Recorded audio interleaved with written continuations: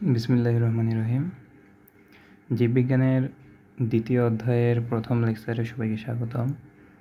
দ্বিতীয় অধ্যায়ের নাম হচ্ছে জীবকোষ ও টিস্যু। আমরা এই অধ্যায়ে কোষ সম্পর্কে বিস্তারিতভাবে জানব এবং টিস্যু সম্পর্কেও বিস্তারিতভাবে জানব। এই অধ্যায়ের শুরুতেই কোষ নিয়ে আমরা আলোচনা করব। কোষের দেখতে কেমন, কোষের কাজ কী, কোষ কোথায় পাওয়া যায় ইত্যাদি বিষয়গুলো আমাদের সামনে ক্লিয়ার হবে। শুরুতেই আমরা কোষ কী এটা দেখি। কোষের দুইটা সংজ্ঞা আছে। কোষ হচ্ছে আমাদের দেহের গঠনগত একক। আমাদের জীবদেহের গঠনগত একককে কোষ বলে। এটি হচ্ছে সাধারণ একটা সংজ্ঞা, কিন্তু আমরা পরীক্ষার খাতায় বৈজ্ঞানিক সংজ্ঞাটা দেব। বৈজ্ঞানিক সংজ্ঞাটা হচ্ছে লোই এবং সিকেভিস 1969 সালে বৈষম্যভিন্ন পর্দা দ্বারা ঘেরা জীবজ ক্রিয়াকলাপের একক, যা অন্য কোনো সজীব মাধ্যম ছাড়াই নিজের প্রতিরূপ সৃষ্টি করতে পারে, এমন সত্তাকে কোষ বলেছেন। আচ্ছা, কোষ জিনিসটা মূলত যেমন একটা ওয়াল, যেমন অনেকগুলা ইট দিয়ে গাঁথা হয়। একটা ওয়ালকে যদি ভাঙতে থাকা হয়, শেষ পর্যন্ত একটা ইট পাওয়া যাবে, অর্থাৎ ওই ইটটা হচ্ছে ওই ওয়ালের গঠনগত একক। অর্থাৎ ওয়ালটা ভাঙতে থাকলে শেষ পর্যন্ত ওই ইটটা পাওয়া যাবে। ঠিক সেরকমভাবে আমাদের জীবদেহ যদি ভাঙতে থাকা যায়, জীবদেহ যদি বিশ্লেষণ করতে থাকা যায়, শেষ পর্যায়ে গিয়ে এই কোষটা খুঁজে পাওয়া যায়। অর্থাৎ এই কোষটাই হচ্ছে আমাদের জীবদেহের গঠনগত একক। কোষ হচ্ছে জীবদেহের গঠনগত একক। গঠনগত একককে কোষ বলে। এটি হচ্ছে সাধারণ সংজ্ঞা। এটা আমাদের মনে রাখতে পারবো সহজেই, কিন্তু পরীক্ষার খাতায় যে সংজ্ঞাটি দেব সেটা হচ্ছে বৈজ্ঞানিক সংজ্ঞা।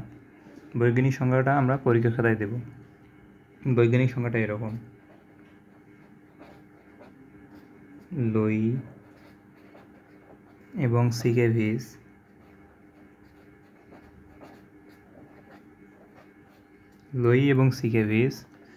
1969 সালে বৈষম্যভেদ্য পর্দা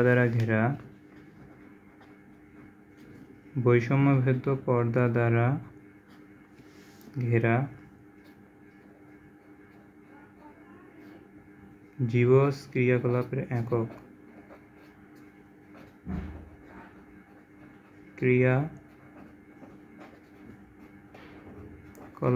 একক, যা অন্য কোনো সজীব মাধ্যম ছাড়া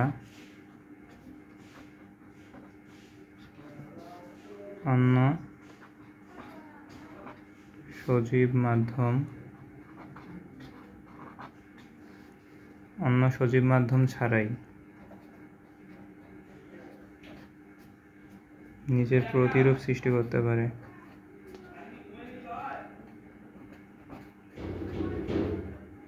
নিজের প্রতিরূপ সৃষ্টি করে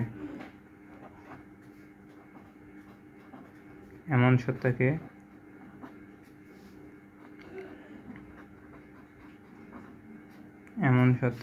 কোষ বলেছেন।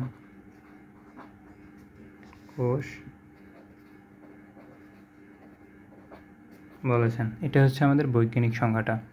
এখানে আমাদের মূলত সংজ্ঞা কোনটুকু?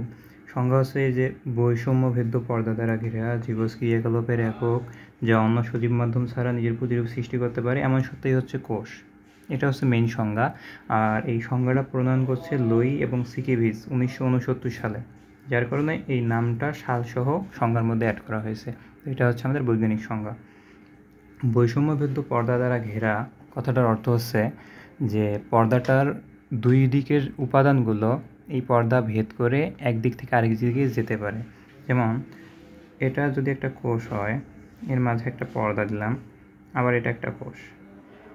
এই মাঝের যে পর্দাটা এটা হবে বৈষম্যভেদ্য পর্দা, অর্থাৎ এই পাশে যে তরল উপাদান এদিকে যেতে পারবে, এদিকে তরল উপাদান এদিকে যেতে পারবে, এটা হচ্ছে বৈষম্যভেদ্য পর্দা। তো এই ধরনের একটা পর্দা দ্বারা ঘেরা জীবাশ্ম ক্রিয়াকলাপের একক, যা অন্য কোনো সজীব মাধ্যম ছাড়া, অর্থাৎ এই কোষটা অন্য কোনো মাধ্যমের সাহায্য ছাড়াই নিজের প্রতিরূপ সৃষ্টি করতে পারে, মানে বংশ বিস্তার করতে পারে, মানে কোষ বিভাজিত হতে পারে।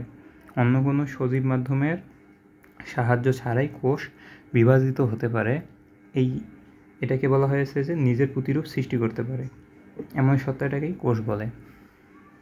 আশা করি সংজ্ঞাটা ক্লিয়ার হয়েছে। কোষ হচ্ছে দুই ধরনের।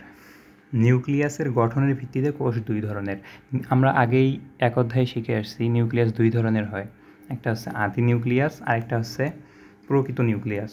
প্রথম অধ্যায়ে সংক্ষিপ্তভাবে বলা হয়েছিল, এই অধ্যায়ে আমরা বিস্তারিতভাবে সেটা জানব। প্রথমে আসি যে আদি কোষ কি। আদি কোষ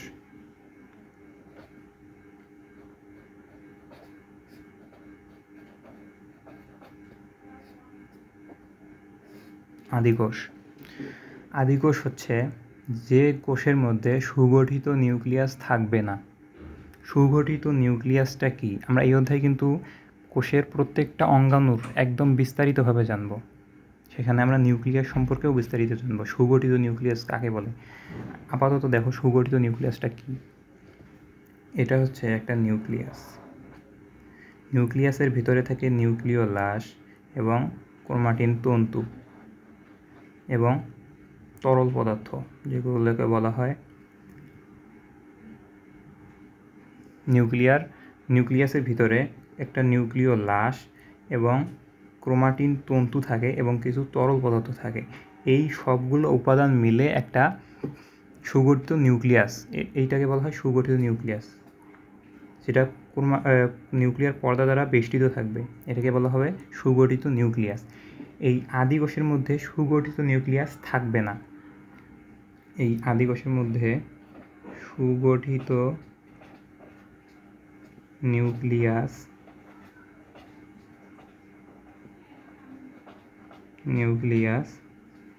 থাকে না।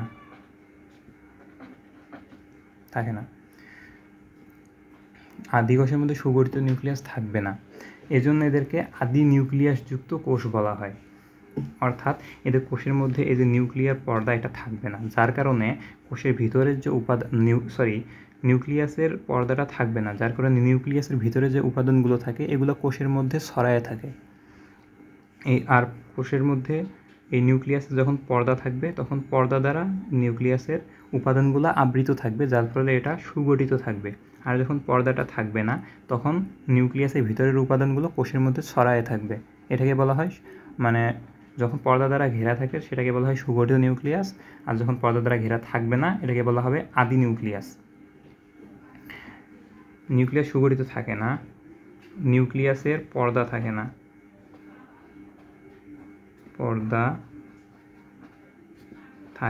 নিউক্লিয়াসের পর্দা থাকে না। আচ্ছা, যার কারণে নিউক্লিয়ার বস্তুগুলো, অর্থাৎ নিউক্লিয়াসের ভিতরে যে বস্তুগুলো থাকে এগুলো পুরো কোষের মধ্যে ছড়িয়ে থাকে।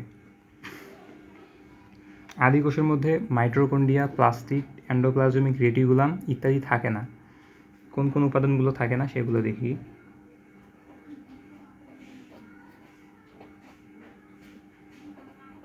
মাইটোকন্ড্রিয়া, প্লাস্টিড,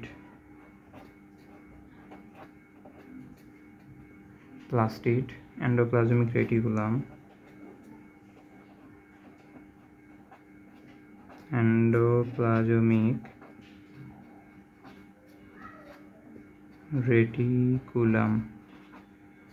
এই উপাদানগুলো থাকবে না।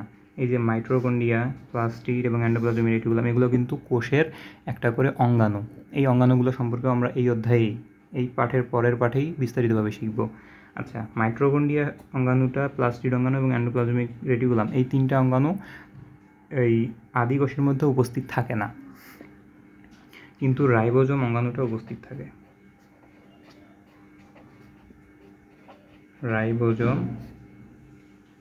রাইবোজোম উপস্থিত থাকে। আচ্ছা, আর ক্রোমোজোমের মধ্যে ডিএনএ থাকে। ক্রোমোজোম কোনগুলো? এই যে নিউক্লিয়াসের ভিতরে যে তন্তুগুলো আছে, এই তন্তুর মধ্যে ক্রোমোজোম থাকে, সেই ক্রোমোজোমের মধ্যে আবার ডিএনএ উপস্থিত থাকে। আমরা যখন নিউক্লিয়াস পড়ব তখন ক্রোমোজোম কী এটা আমরা পড়ব। আপাতত শুধু এটুকু জেনে রাখো যে নিউক্লিয়াসের ভিতরে যে ক্রোমোজোম থাকে, সেই ক্রোমোজোমের মধ্যে ডিএনএ উপস্থিত থাকে।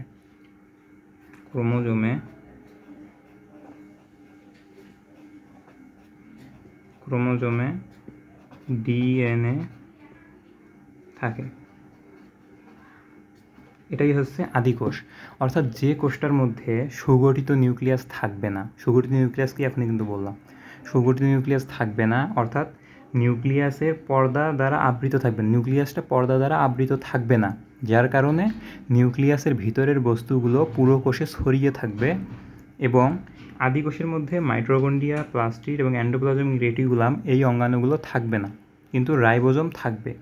আর নিউক্লিয়াসের ভিতরে যে ক্রোমোজোম থাকে, সেই ক্রোমোজোমের মধ্যে ডিএনএ উপস্থিত থাকবে। ব্যাস, এটুকুই হচ্ছে আদিকোষের পরিচয়। এই পরিচয়টুকু মানে মনে রাখলেই এনাফ আদিকোষ সম্পর্কে। এরপর আমরা দেখব প্রকৃত কোষ। এবার আমরা দেখব কি প্রকৃত কোষ।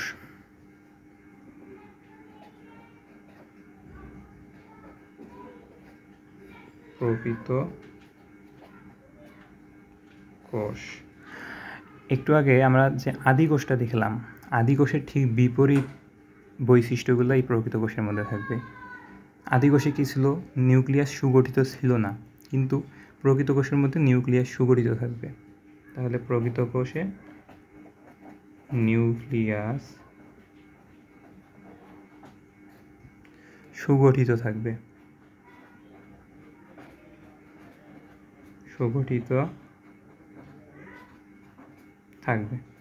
নিউক্লিয়াস সুগঠিত থাকবে প্রকৃত কোষের মধ্যে, অর্থাৎ নিউক্লিয়ার বস্তুগুলা নিউক্লিয়ার পর্দা দ্বারা ঘেরা থাকবে।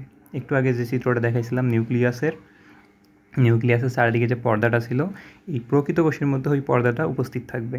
ওই পর্দা দ্বারা নিউক্লিয়াসের ভিতরে যে উপাদানগুলো আছে, সবগুলা উপাদান ওই পর্দা দ্বারা বেষ্টিত থাকবে, এই পর্দা দ্বারা ঘেরা থাকবে, যার কারণে নিউক্লিয়াসটা সুগঠিত হবে, নিউক্লিয়াসটা সুসজ্জিতভাবে থাকবে, নিউক্লিয়াস সুগঠিত থাকবে। তাহলে নিউক্লিয়ার ঝিল্লি দিয়ে নিউক্লিয়ার বস্তু পরিবেষ্টিত থাকবে। তাহলে নিউক্লিয়াসে কিন্তু এখানে পর্দা উপস্থিত থাকবে, পর্দা উপস্থিত থাকবে। কিসের পর্দা? নিউক্লিয়াসের যে পর্দা, নিউক্লিয়ার ঝিল্লি যেটাকে বলা হয়, নিউক্লিয়ার পর্দাটাকে নিউক্লিয়ার ঝিল্লি বলা হয়। তো সেই নিউক্লিয়ার ঝিল্লি বা পর্দা, আমি ঝিল্লিটাও লিখে দিতেছি, ঝিল্লি বা পর্দা উপস্থিত থাকবে, যার কারণে কি হবে? নিউক্লিয়ার বস্তুগুলা পরিবেষ্টিত এবং সুগঠিত থাকবে। মানে এটা যদি নিউক্লিয়াস হয়, এর ভিতরে যে উপাদানগুলো আছে, এই উপাদানগুলা এই নিউক্লিয়ার পর্দা দ্বারা পরিবেষ্টিত থাকবে, মানে বেষ্টিত থাকবে, মানে আবদ্ধ থাকবে, যার কারণে এটা সুগঠিত হবে। এই নিউক্লিয়াসটা তখন কি হবে? সুগঠিত হবে। আচ্ছা, এদের মধ্যে রাইবোজোম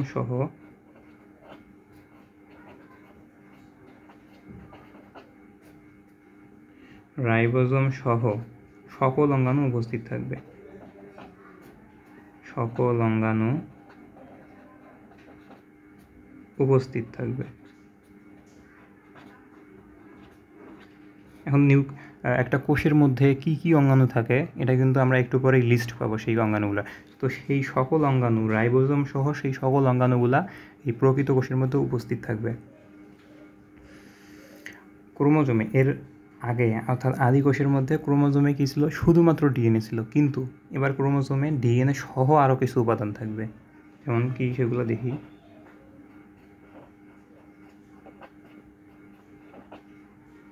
ক্রোমোজোমে ডিএনএ আগেরটাতেও ছিল, এটাতেও আছে, ডিএনএ সহ আরও কী কী থাকবে? ডিএনএ থাকবে, আরএনএ থাকবে, প্রোটিন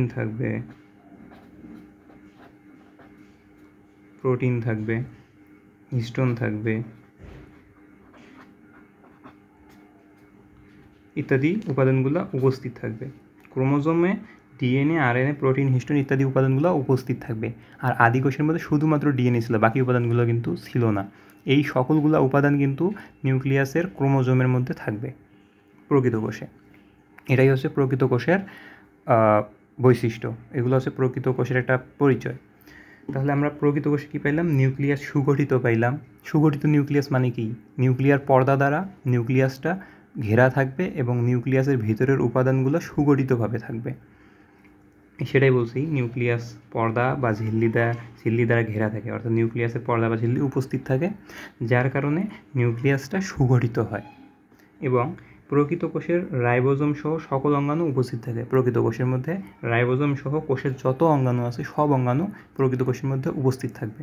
এবং ক্রোমোজোমের মধ্যে ডিএনএ, আরএনএ, প্রোটিন, হিস্টোন সকল অঙ্গাণু উপাদানগুলো উপস্থিত থাকবে। আর আদি কোষের মধ্যে শুধুমাত্র ডিএনএ উপস্থিত ছিল, বাকি উপাদানগুলো কিন্তু ছিল না। এটাই হচ্ছে প্রকৃত কোষের একটা পরিচয়। এই যে আদি কোষ এবং প্রকৃত কোষ দেখলাম, এটা ছিল নিউক্লিয়াসের উপর ভিত্তি করে, অর্থাৎ নিউক্লিয়াসের উপর ভিত্তি করে কোষ দুই ধরনের, একটা আদি কোষ, একটা প্রকৃত কোষ। একটার মধ্যে নিউক্লিয়াস সুগঠিত ছিল না এবং আরেকটার মধ্যে নিউক্লিয়াস সুগঠিত ছিল। এটা হচ্ছে নিউক্লিয়াসের গঠনের উপর ভিত্তি করে কোষ দুই ধরনের। এখন আমরা দেখব কাজের ভিত্তিতে কোষ আবার দুই ধরনের। কাজের ভিত্তিতে কোষ আবার দুই ধরনের।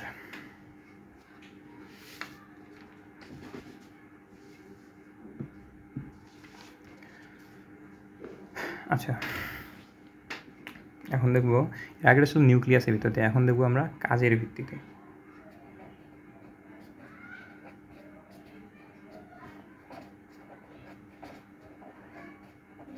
কাজের ভিত্তিতে কোষ দুই ধরনের।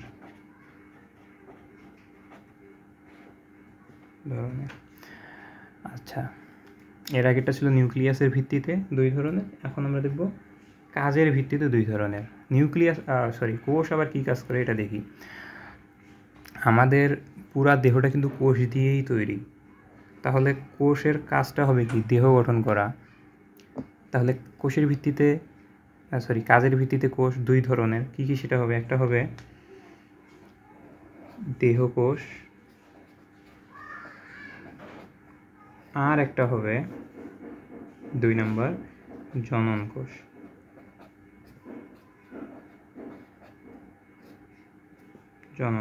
আচ্ছা, দেহকোষটা কি? দেহকোষ মানে যে কোষগুলো আমাদের দেহ গঠন করে সেগুলাই তো দেহকোষ, তাই না? তাহলে দেহকোষ হচ্ছে যে সকল কোষ জীবদেহ গঠন করে, যে সকল কোষ জীবের দেহ গঠন করে। একদম সিম্পলভাবে এই সংখ্যাটা দিলেই হয়ে যাবে। যে সকল কোষ জীবের দেহ গঠন করে তাকে দেহকোষ বলে।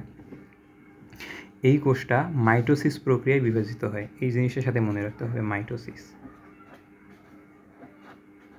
মাইটোসিস প্রক্রিয়ায় বিভাজিত হয়। আমরা কিন্তু কোষের সংজ্ঞার মধ্যে পড়ে আসছিলাম যে অন্য কোনো সজীব মাধ্যম ছাড়াই নিজের প্রতিরূপ সৃষ্টি করতে পারে। নিজের প্রতিরূপ সৃষ্টি করতে পারে বলতে কি? কোষ বিভাজিত হতে পারে।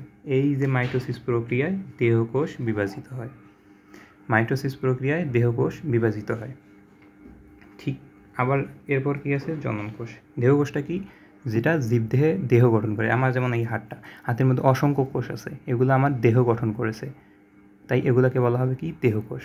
আচ্ছা, এরপর হচ্ছে জনন কোষ। একদম সিম্পল, দেহ গঠন করে দেহকোষ।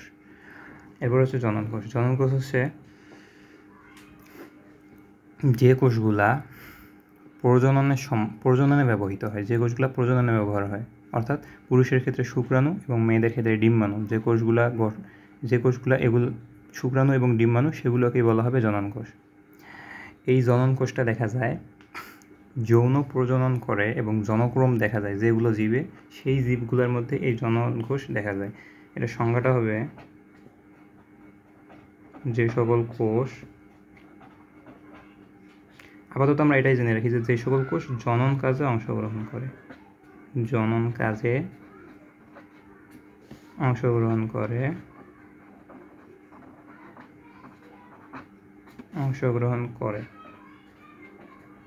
তাকে কি বলে? জনন কোষ বলে। বলে? জনন কোষ বলে। জনন কোষ বলে। যে সকল কোষ জনন কাজে অংশগ্রহণ করে তাকে কি বলে? জনন কোষ বলে। জনন কাজ কি? প্রজনন, অর্থাৎ ডিম্বাণু এবং শুক্রাণুর নিষিক্তকরণকে বলা হয় কি? জনন কাজ। এই কাজটা যে কোষের মাধ্যমে সংঘটিত হয় সেই কোষগুলাই হচ্ছে কি? জনন কোষ, অর্থাৎ ডিম্বাণু এবং শুক্রাণু। এটা সম্পর্কে কিন্তু আমরা প্রজনন যে অধ্যায়ে পড়ব সেটাতে বিস্তারিতভাবে জানব। আপাতত শুধু এটুকু জেনে রাখো যে সকল কোষ জনন কাজে অংশগ্রহণ করে তাকে জনন কোষ বলে। এগুলো কোথায় দেখা যায়? এগুলো যৌন প্রজনন করে, যৌন প্রজনন করে এমন প্রাণীর মধ্যে দেখা যায়। যৌন প্রজনন করে এমন প্রাণীর মধ্যে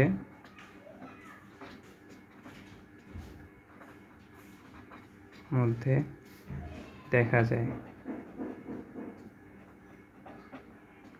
যেহেতু জনন কোষের কাজটাই হচ্ছে জনন কাজে অংশগ্রহণ করা, সো যে সকল প্রাণী জনন কাজ সম্পন্ন করবে সে সকল প্রাণীর মধ্যেই তো এই কোষটা থাকবে।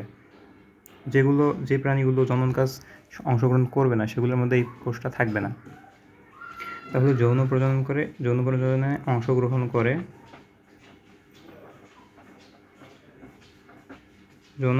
অংশগ্রহণ করে এমন প্রাণীর মধ্যেই এই জনন কোষটা দেখা যায়। এই জনন কোষ মিওসিস প্রক্রিয়ায় বিভাজিত হয়। মিওসিস প্রক্রিয়ায় বিভাজিত হয়। ওই যে আমরা বলে আসছিলাম কোষ অন্য কোনো কারো হেল্প ছাড়াই বিভাজিত হতে পারে। এই যে মিওসিস প্রক্রিয়ার মাধ্যমে জনন কোষ বিভাজিত হতে পারে, আর কি মাইটোসিস প্রক্রিয়ার মাধ্যমে দেহকোষ বিভাজিত হতে পারে। আশা করি জিনিসটা বুঝতে পেরেছো। তো এতক্ষণ আমরা যে কোষ সম্পর্কে জানলাম সেই কোষের চিত্র আমরা এখন দেখি। এতক্ষণে আমরা যা বেসিক পরিচয় পাইলাম, এখন সরাসরি চোখে দেখলে তাহলে কোষটা ভালোভাবে আমরা চিনতে পারবো। তো আমি আগে থেকে চিত্র আর্ট করে রাখছি, এখন জাস্ট এটা শুধু পরিচয় করাই দিই। এটা হচ্ছে একটা উদ্ভিদ কোষ আর এটা হচ্ছে একটা প্রাণী কোষ। উদ্ভিদের দেহ গঠন করে যে কোষগুলা সেগুলো এরকম হয়, আর প্রাণীর দেহ গঠন করে যে কোষগুলো সেগুলো এরকম হয়। এটা কোনটা কি, কোন অঙ্গাণুটার নাম কি সেটা আমরা দেখি।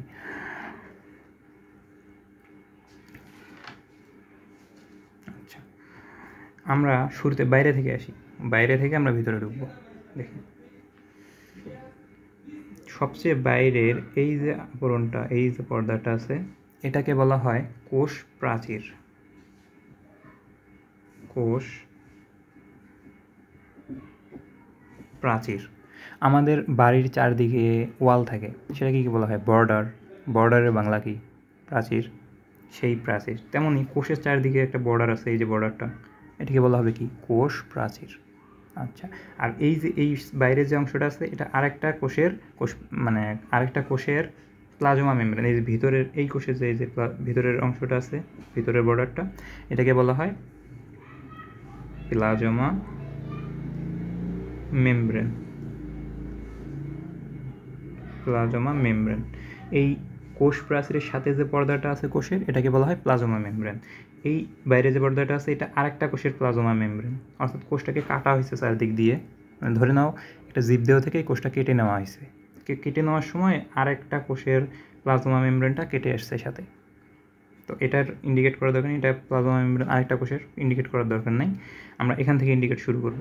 এটা হচ্ছে কোষ প্রাচীর, তার ভিতরে পর্দাটার নাম হচ্ছে প্লাজমা মেমব্রেন। আচ্ছা, এরপর আমরা আরও ভিতরে যাই। সেটা হচ্ছে এই যে এটা কিন্তু নিউক্লিয়াস, দেখেই বোঝা যায় এটা হচ্ছে নিউক্লিয়াস। তার আগে আমরা আরেকটা জিনিস দেখি, এই যে নিউক্লিয়াসের সাথে এই অংশটা, এটা আবার কি? এটা হইতেছে মসৃণ এন্ডোপ্লাজমিক রেটিকুলাম। এই যে অংশটা, এটা কিন্তু দেখো মসৃণ, এর গায়ে কিন্তু কোনো অমসৃণ অংশ নেই। এটা হচ্ছে মসৃণ এন্ডোপ্লাজমিক রেটিকুলাম। আমি এন্ডোপ্লাজমিক রেটিকুলাম লিখে দিই, এন্ডোপ্লাজমিক রেটিকুলাম।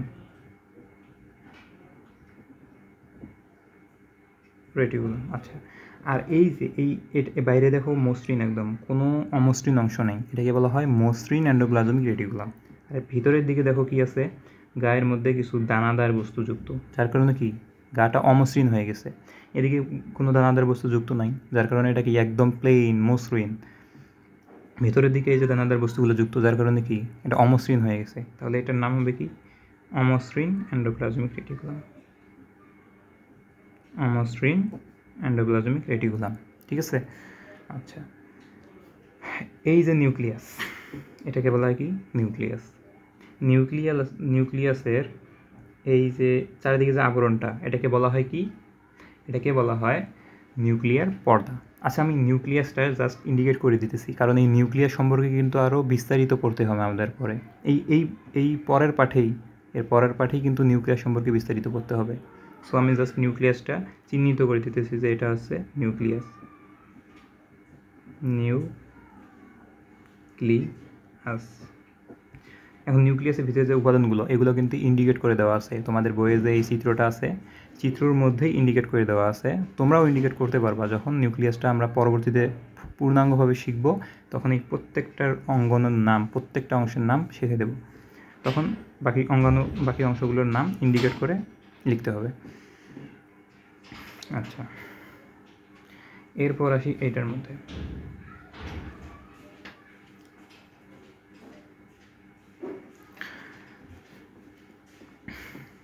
আর এই যে আরেকটা অংশ, এটা হচ্ছে আন্তঃকোষীয় ফাঁক।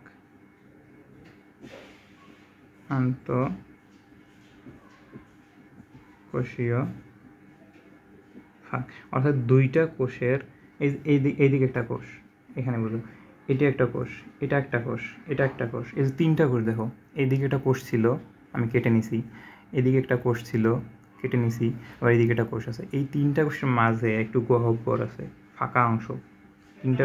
তিনটা কোষের মাঝে এই যে ফাঁকা অংশটুকু আছে না, এটুকে বলা হয় আন্তঃকোষীয় ফাঁক।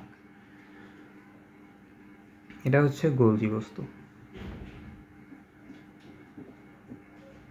গোলজি বস্তু বা গোলগি বডি, গোলগি বডিও বলতে পারো, গোলজি বস্তুও বলতে পারো, একটা বললেই হবে। আচ্ছা, আর এই যে বড় ফাঁকা অংশটা, এই যে ফাঁকা অংশটা আছে না, এটাকে বলা হয় কি গহ্বর, কোষ গহ্বর বলা হয় এই অংশটাকে। এই যে অংশটা, এটাকে বলা হয় প্লাস্টিড। প্লাস্টিডে কিন্তু আবার আরও শ্রেণীবিন্যাস, মানে কয়েক ধরনের প্লাস্টিড হয়, ক্লোরোপ্লাস্ট, ক্রোমোপ্লাস্ট, লিউকোপ্লাস্ট, এগুলো শিখবো আমরা আস্তে আস্তে। শুধু জেনে রাখো যে এটার নাম হয় প্লাস্টিড। আর তোমাদের বইয়ে এটার নাম ক্লোরোপ্লাস্ট দেওয়া আছে, কেন? কারণ এটা হচ্ছে একটা উদ্ভিদ কোষে ক্লোরোপ্লাস্ট থাকে, এই অংশটার মধ্যে ক্লোরোপ্লাস্ট থাকে, যার কারণে একে ক্লোরোপ্লাস্ট নামে চিহ্নিত করছে বইয়ের মধ্যে। তোমরা ক্লোরোপ্লাস্ট লিখতে পারো, আবার প্লাস্টিডও লিখতে পারো, ভুল হবে না। প্লাস্টিড লিখলেও মার্ক কাটবে না। এটার নাম হচ্ছে মাইটোকন্ড্রিয়া। এটার নাম হচ্ছে মাইটোকন্ড্রিয়া। এখন জাস্ট তোমরা শুধু কোনটার নাম কি, কোন অঙ্গাণুটার নাম কি এইটা জানো। আমরা পরের যে ক্লাসগুলো, এগুলোতে কিন্তু প্রত্যেকটা অঙ্গাণু সম্পর্কে, প্রত্যেকটা অঙ্গাণু বড় করে আর্ট করে সেগুলো সম্পর্কে বিস্তারিতভাবে আলোচনা হবে। এখন জাস্ট জেনে রাখো কোনটার নাম কি। এরপরে এই যে অংশটা আছে না, এটার নাম হচ্ছে লাইসোজোম।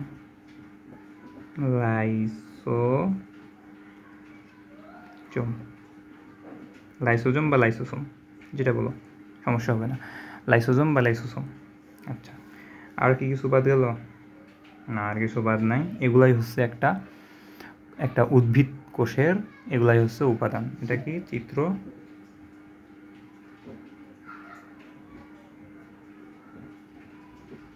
উদ্ভিদ কোষ, এভাবে নিচে কিন্তু লিখে দিতে হবে, চিত্র উদ্ভিদ কোষ। এটাই হচ্ছে একটা উদ্ভিদ কোষের পুরো কোষটার আর কি পরিচয়। তোমরা এটা অবশ্যই বাড়ির মধ্যে একটা আর্ট করবা, নিজে আর্ট করে এই কোনটার নাম কি, কোন অঙ্গাণুর নাম কি, এটা ইন্ডিকেট করবা। আর পরবর্তীতে যে অঙ্গাণু, প্রত্যেকটা অঙ্গাণু নিয়ে আলোচনা হবে, প্রত্যেকটা অঙ্গাণু নিয়ে। আচ্ছা, চিন্তা করার কোনো কারণ নেই, এখন জাস্ট জানো কোন অঙ্গাণুটার নাম কি। আচ্ছা, এটা হলো প্রাণী কোষ। এখন আমরা এটা উদ্ভিদ কোষ গেল, এখন আমরা প্রাণী কোষের মধ্যে আসি। প্রাণী কোষের মধ্যে এই যে কোষ প্রাচীর ছিল উদ্ভিদ কোষে, প্রাণী কোষের মধ্যে কোনো প্রকার কোষ প্রাচীর নেই। এটাই হচ্ছে পার্থক্য। কিন্তু এখানে একটা পার্থক্য আছে, এটাতে কোষ প্রাচীর আছে, এখানে কোষ প্রাচীর নাই। আর কি পার্থক্য আছে একটু পর দেখবো আমরা। এই যে উপরের দিকে আঙ্গুলের মতো কিছু অংশ আছে, আঙ্গুলের মতো দেখা যাইতেছে না, মনে হচ্ছে 3টে আঙ্গুল বেরোইছে। এই আঙ্গুলের মতো অংশগুলোকে বলা হয় মাইক্রোভিলাই। মাইক্রোভিলাই, এই আঙ্গুলের মতো যে অংশগুলা বেরোইছে এগুলোকে বলা হয় মাইক্রোভিলাই। এই যে অংশটা, আচ্ছা তোমাদের একটা কথা বলা হয় নাই, সেটা হচ্ছে এই যে নিউক্লিয়াসের যে বাইরে যে এই যে এন্ডোপ্লাজমিক রেটিকুলামটা আছে, এটাকে বলা হয় কিন্তু এন্ডোপ্লাজমিক রেটিকুলাম। যেদিকে মসৃণ ওটাকে বলা হয় মসৃণ এন্ডোপ্লাজমিক রেটিকুলাম, আর যেটাতে অমসৃণ ওটাকে বলা হয় অমসৃণ এন্ডোপ্লাজমিক রেটিকুলাম। এই অংশটা কিন্তু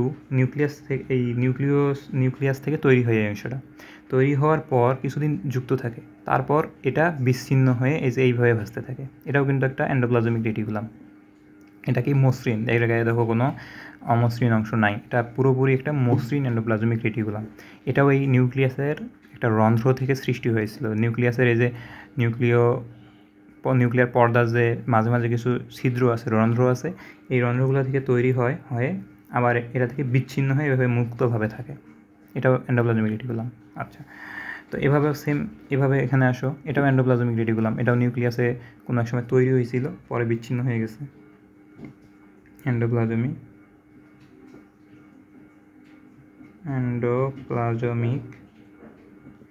রেটিকুলাম।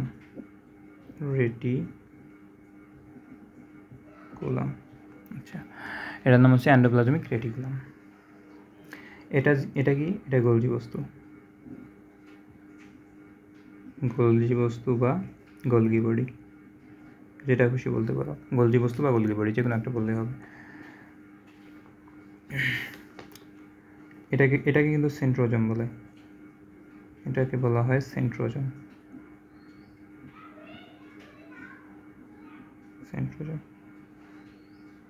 আচ্ছা, আর এই যে অংশটা, এটাকে তো নিউক্লিয়াস বলে, দেখেই বোঝা যাইতেছে।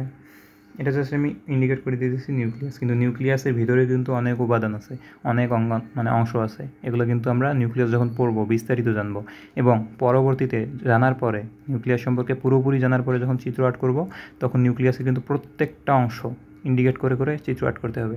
আর আমরা সবসময় চেষ্টা করব এই চিত্র আর্ট করার পর যে ইন্ডিকেট করতেছি, চিত্র আর্ট করার পর যে কোনটার নাম কি এটা যে আমরা লিখতেছি, এটা সবসময় যেন আমরা ডান পাশে লিখি, বাম পাশে আসবো না, ডান পাশে লিখবো, তাহলে দেখতেও সুন্দর হবে এবং সিস্টেমটা মার্জিত একটা সিস্টেম হবে। সবসময় ডানে লিখবো। আচ্ছা, এটার নাম হচ্ছে কি? নিউক্লিয়াস।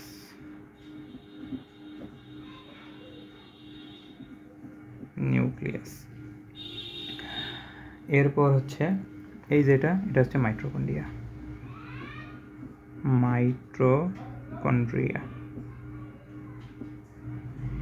এটার নাম কি? মাইটোকন্ড্রিয়া।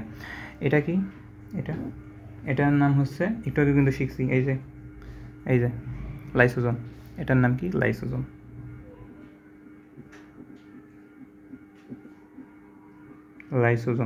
দুইটা কোষের মধ্যে কিন্তু অনেক মিল আছে না?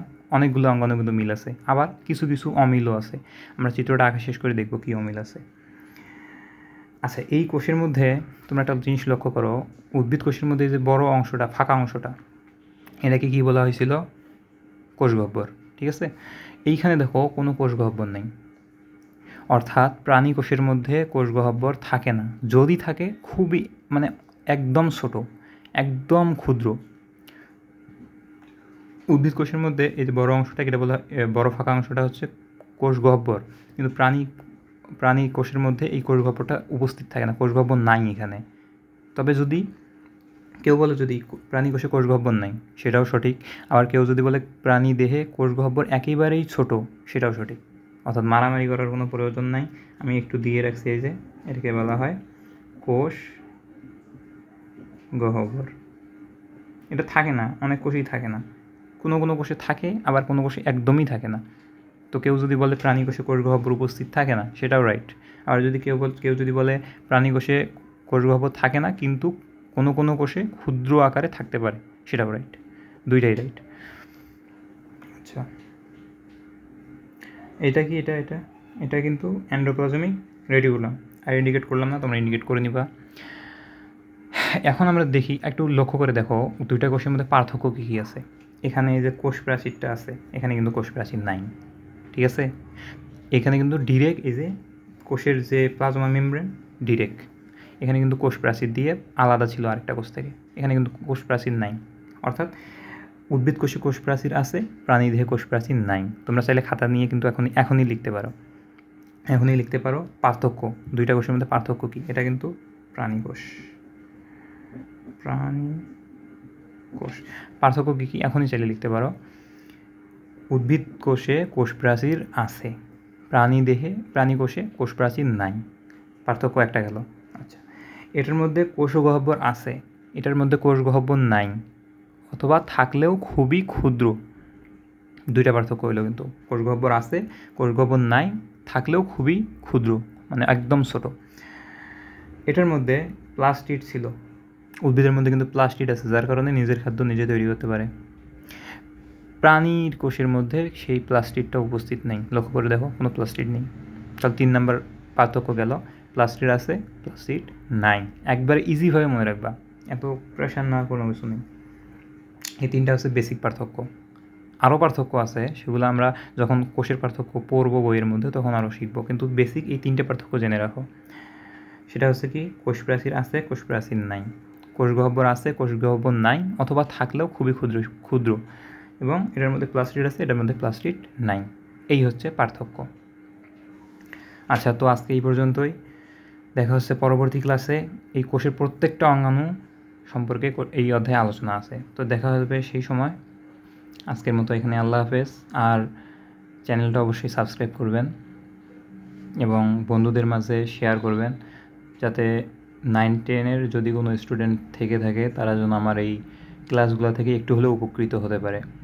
আমি এটুকু ভরসা দিতে পারবো যে প্রত্যেকটা অধ্যায় যখন শুরু করা হয় সেটা শেষ করা হবে ইনশাআল্লাহ।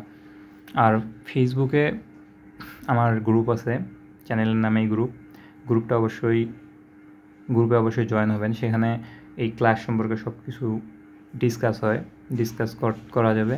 তো সেই গ্রুপের মধ্যে যুক্ত হয়ে যাবেন এবং চ্যানেলটা অবশ্যই সাবস্ক্রাইব করবেন। তো ধন্যবাদ, দেখা হবে পরবর্তী ক্লাসে।